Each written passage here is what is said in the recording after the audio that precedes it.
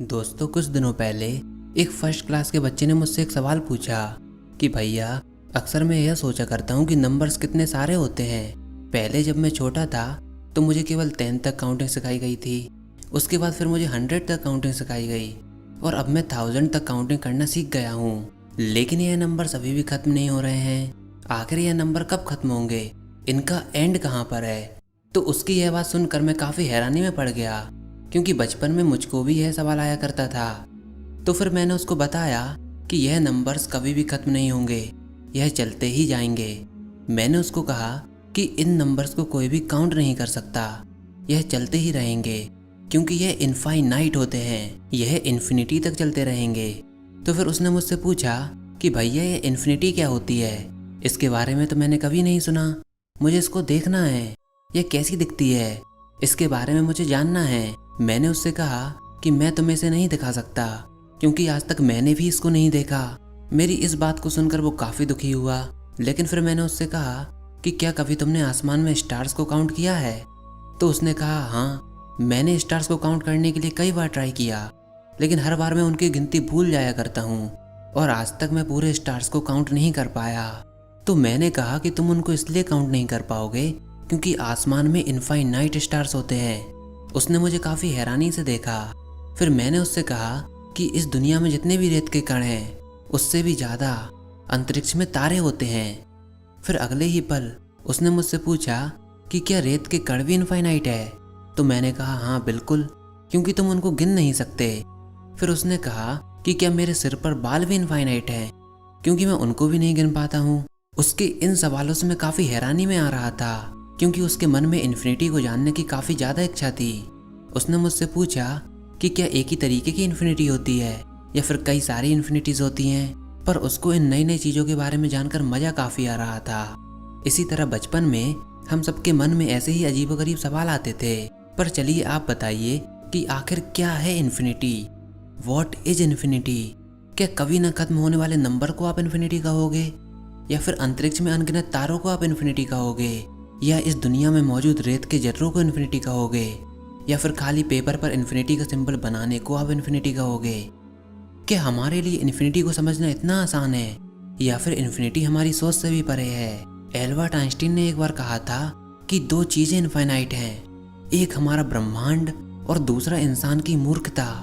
और मैं इस ब्रह्मांड के बारे में पक्की तरह से नहीं कह सकता। तो चलिए हम जानने की कोशिश करते हैं कि आखिर क्या होती है इन्फिनिटी।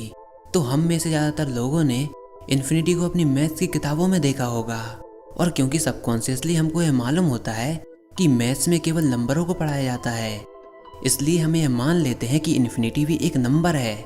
लेकिन इन्फिनिटी एक नंबर नहीं है, यह एक कंसेप्ट है, यह एक सोच है, अनंत, एंडलेस, कभी न खत्म होने वाली सोच। अक्सर हम यह सोचा करते हैं कि इन्फिनिटी हमेशा बड़ी होती है, लेकिन ऐसा नहीं है।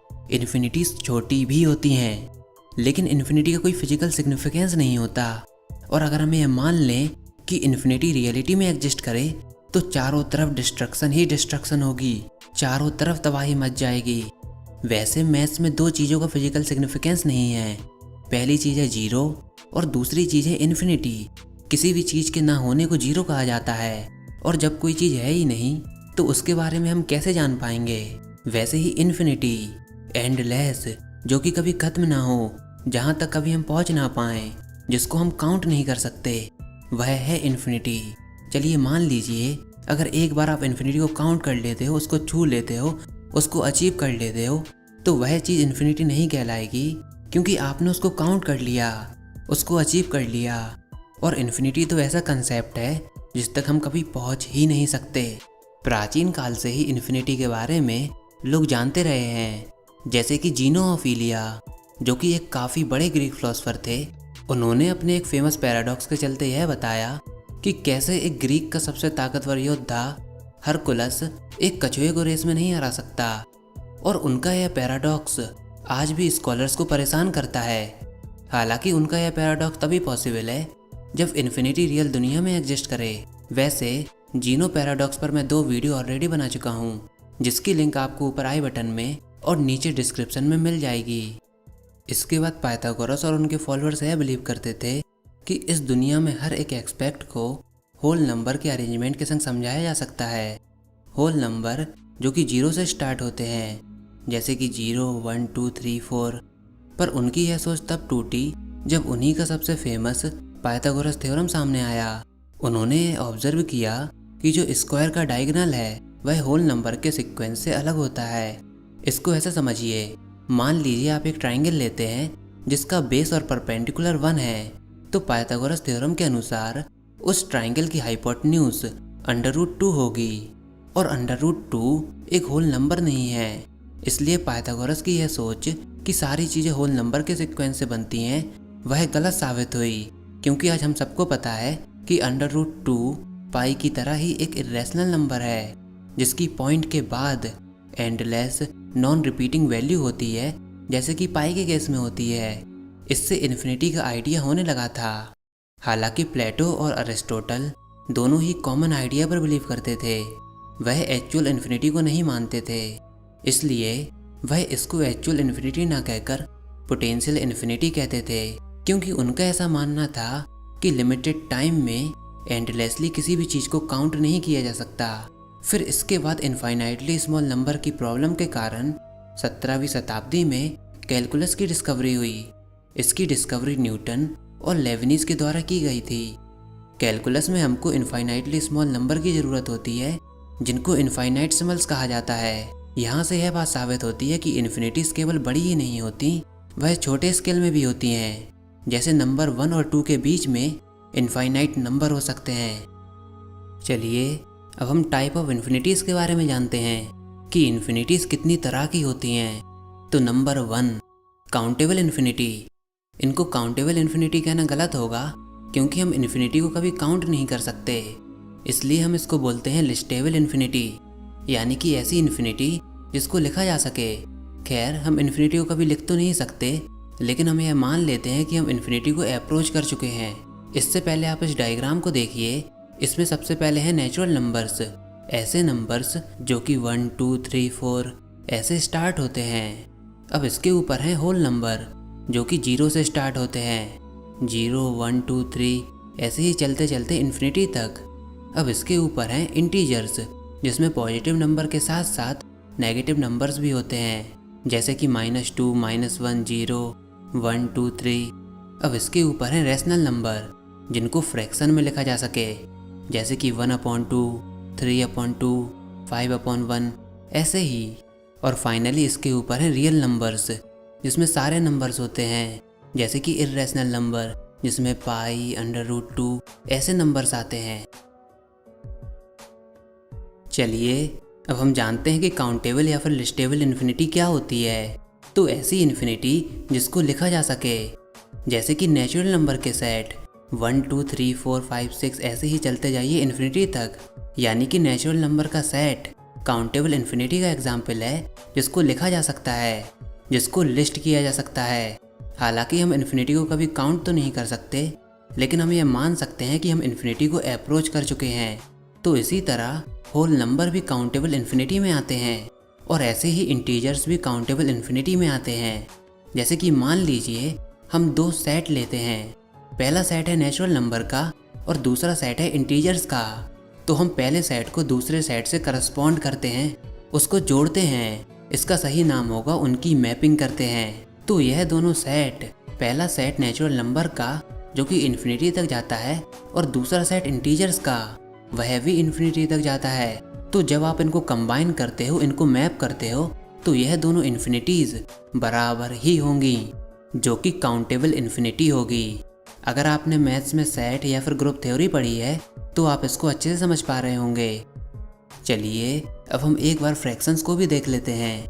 तो अगर हम फ्रैक्शन के सेट को स्क्वायर फॉर्म में अरेंज करें, जैसा कि आप यहाँ पर देख सकते हैं, यहाँ पर हॉरिजॉन्टल लाइन इन्फिनिटी तक जाती है और वर्टिकल लाइन भी इन्फिनिटी तक जाती है। चलिए अब हम पहली लाइन को काउंट करते हैं। तो 1/1, 2/1, 3/1, 4/1, 5/1 ऐसे ही हम काउंट करते जाएंगे।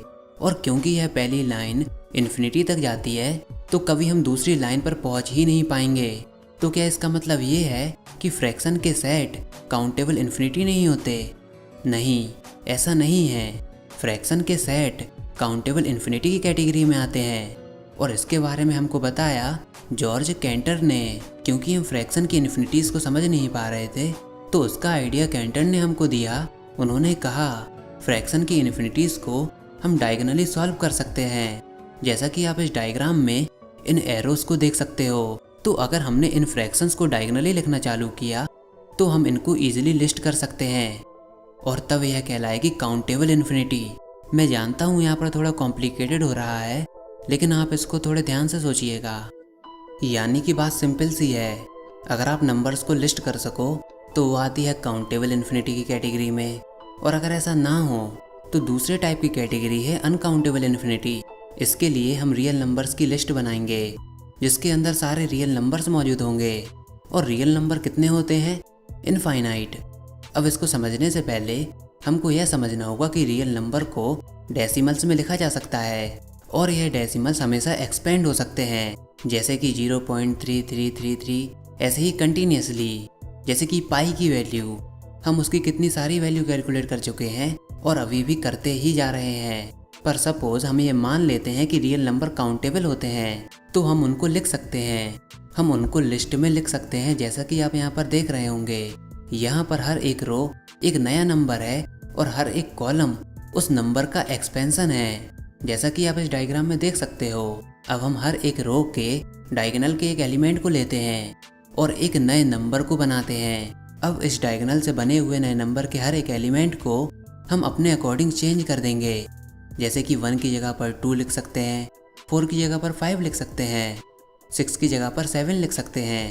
तो अब ऐसा करने पर हमको जो नंबर मिलेगा वह भी एक रियल नंबर होगा, ऐसी हमारी मैथ्स की नॉलेज कहती है। लेकिन ज़रा रुकिए, यह जो नया नंबर है वह हमारी लिस्ट में मौजूद नहीं होगा। अगर हम यह मान भी लें कि पहली प्लेस पर यह नंबर मैच हो रहा है, दूसरी प्लेस पर भी मैच हो रहा है, तीसरी प्लेस पर भी मैच हो रहा है, लेकिन एक डिजिट ऐसी ज़रूर होगी जहाँ पर यह नंबर हमारी लिस्ट से मैच नहीं होगा, क्योंकि हमने उसको खुद ही क्रिएट किया है। आप खुद ही सोचिए कि हमने पूरे रियल नंबर के सेट के हर एक नंबर में मौजूद किसी नंबर को अपने अकॉर्डिंग चेंज किया है, तो कैसे वह नंबर हमारी लिस्ट में मौजूद हो सकता है। तो यह जो नया नंबर है वह हमारी इनिशियल लिस्ट से अलग होगा। लेकिन यह तो एक कॉन्ट्राडिक्शन हुआ, यह हमारी पुरानी कई बात से अलग है, क्योंकि हमने पहले ये अज्यूम किया था कि हमारी लिस्ट में सारे के सारे रियल नंबर्स मौजूद हैं, यानी कि हमारे इस नए नंबर को भी उस लिस्ट में मौजूद होना चाहिए था, पर वो तो मौजूद नहीं है। जो हमारा स्टार्टिंग का जम्पशन है वह रॉन्ग है, वह गलत है कि हमारी लिस्ट में सारे रियल नंबर्स मौजूद हैं, क्योंकि हमने खुद ने एक ऐसा रियल नंबर क्रिएट कर लिया जो कि उस लिस्ट में मौजूद नहीं था। तो हमारी पुरानी अजम्पशन बेकार हो गई। तो यानी कि हम रियल नंबर को काउंट नहीं कर सकते, वह अनकाउंटेबल इन्फिनिटी है। जैसा कि आप जानते हो कि रियल नंबर के सेट में इनफाइनाइट नंबर हो सकते हैं, और फिर हमने उन इनफाइनाइट नंबर को एक लिस्ट में अरेंज कर लिया और फिर हमने खुद ने एक नया रियल नंबर बना दिया जो कि हमारी लिस्ट में मौजूद नहीं था। यानी कि हमारी पुरानी कही हुई बात वह गलत साबित हुई कि हमारे लिस्ट में सारे के सारे रियल नंबर हैं। और ऐसे ही अगर हम हर बार एक नई लिस्ट को अरेंज करें तो हर बार हम एक नए रियल नंबर को खुद ही बना लेंगे। यानी कि ये ऐसी इन्फिनिटीज़ हैं जिनको हम काउंट नहीं कर पा रहे हैं, इसलिए यह आती हैं अनकाउंटेबल इन्फिनिटी की कैटेगरी में। यानी कि रियल नंबर का सेट अनकाउंटेबल इन्फिनिटी में आता है। और देखा जाए तो यह वाली जो इन्फिनिटीज़ होती हैं वह काफ़ी बड़ी इन्फिनिटीज़ होती हैं, क्योंकि जब भी आप रियल नंबर के सेट को अज्यूम करते हो तो हर बार आप उसमें एक नए रियल नंबर को ऐड करते जा रहे हो, एक नया रियल नंबर खोज रहे हो। यानी कि हर बार इन्फिनिटी का साइज इंक्रीज होता जा रहा है, यानी कि हम उसको काउंट नहीं कर पा रहे हैं। तो ये थी दूसरी टाइप की इन्फिनिटी। अब हमने 2 टाइप की इन्फिनिटीज़ के बारे में जान लिया। हालांकि फिजिक्स में भी इन्फिनिटी होती है, और अगर फिजिक्स की कैलकुलेशन में कहीं इन्फिनिटी आती है तो उसको अच्छा नहीं माना जाता। फिलहाल यह वीडियो काफ़ी लंबी हो जाएगी, इसलिए उस पर बात हम अभी नहीं करेंगे। अगर आप लोगों का इस वीडियो पर अच्छा रिस्पॉन्स रहेगा तो फिजिक्स में भी इन्फिनिटी कितना बड़ा रोल प्ले करती है उसके बारे में भी हम एक वीडियो ज़रूर बनाएंगे। फिलहाल इन्फिनिटी कोई छोटा सा टॉपिक नहीं है जिसको एक वीडियो में कवर किया जाए, इसलिए अगर आप लोगों का अच्छा रिस्पॉन्स रहता है तो हम इसका दूसरा पार्ट भी ज़रूर बनाएंगे। फिलहाल मुझे मालूम है कि जो वीडियो का एंड पार्ट था वह थोड़ा ज़्यादा कंफ्यूजिंग है, इसको एक बार में समझना काफ़ी मुश्किल है, पर अगर आप इसको बड़े ध्यान से समझो तो आपको ये अच्छे से समझ में आ सकता है। फिलहाल कमेंट बॉक्स में लिखकर ज़रूर बताइए कि यह वीडियो आपको कैसी लगी।